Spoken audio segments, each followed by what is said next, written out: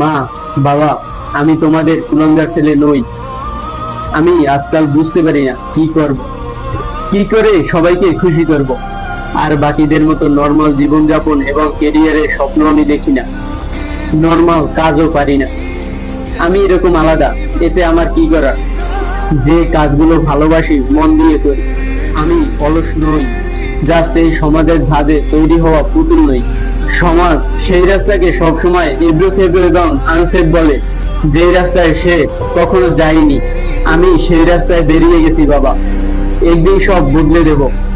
সেই বেটার ফিউচারে আমি শুধু নিজেকে কল্পনা করি না, তোমাদেরকেও কল্পনা করি।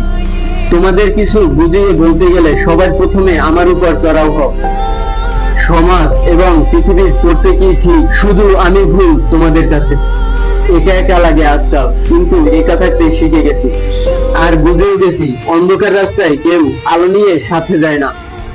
যে রাস্তাতে ল্যাম্পপোস্ট আছে সেই রাস্তাতেই সবাই চিনি লাগায়।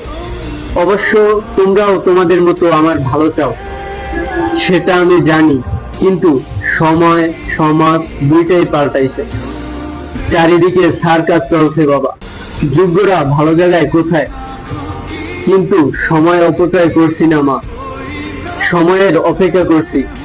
একদিন প্রমাণ হবে তোমরা লুজার জন্ম দেওনি।